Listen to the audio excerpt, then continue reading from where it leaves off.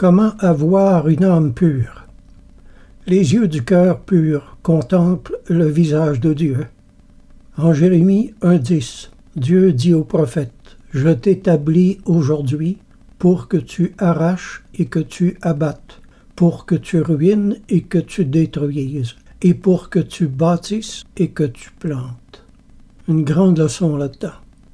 La sanctification ouvre la terre et la prépare. Telles les exhortations sévères de Jean-Baptiste préparaient la voie en enlevant les obstacles sur le chemin pour que Jésus vienne édifier le grand salut de Dieu. L'édification caresse et la sanctification brûle. L'édification est une pluie rafraîchissante, la sanctification est une flamme purificatrice.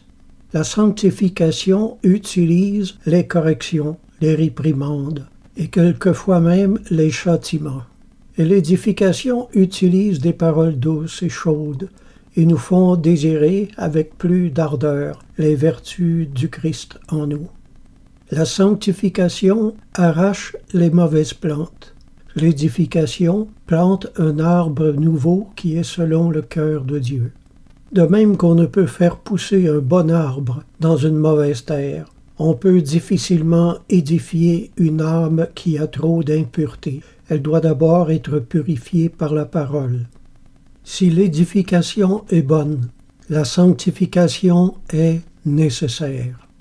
La sanctification et l'édification sont deux sœurs qui s'aiment et qui n'habitent jamais bien loin l'une de l'autre. Comme on mange le pain de vie, il faut aussi boire le calice amer. Par l'édification, Dieu nous prouve son amour, et en acceptant humblement sa sanctification, nous lui prouvons le nôtre. On ne peut bâtir une maison solide sur le sable, à moins de vouloir prendre le risque de la voir s'écrouler. Il faut creuser bien avant, nous dit l'Évangile de Luc. La sanctification creuse dans l'âme jusqu'à ce qu'elle trouve le rocher de l'amour du Christ. L'édification élève ensuite la maison. Les corrections sanctifiantes creusent la terre pour la rendre pure et pour qu'elle puisse recevoir l'arbre des fruits de l'Esprit. Celui ou celle qui aime vraiment Jésus accepte de lui le doux et l'amer, l'esprit de louange et l'esprit de la croix. Un jour, Dieu bénit chaudement, un jour, Dieu sanctifie froidement, mais un seul et même Dieu qui nous aime de deux façons différentes. De celui qui mange est sorti ce qui se mange, et du fort est sorti le doux. Juge 14,14. Le miel et le lion de Samson. L'édification et la sanctification.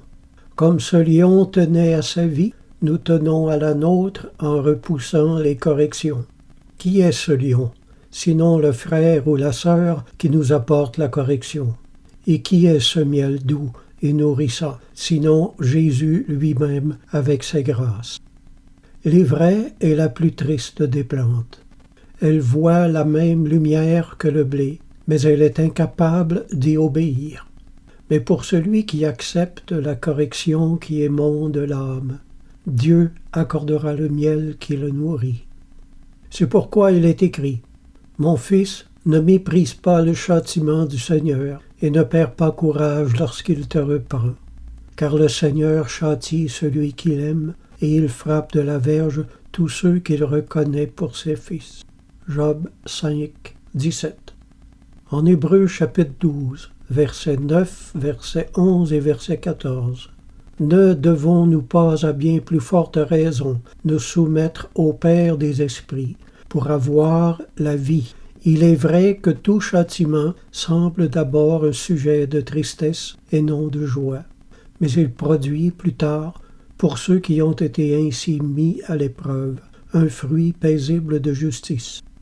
Recherchez la paix avec tous et la sanctification, sans laquelle personne ne verra le Seigneur.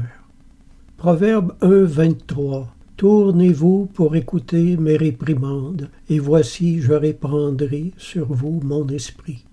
Proverbe 2, versets 1 et 5. Mon fils, si tu reçois mes paroles, tu trouveras la connaissance de Dieu. Prière, que ta volonté soit faite en moi et que la mienne se fonde avec la tienne. Que ta volonté soit faite dans la mienne.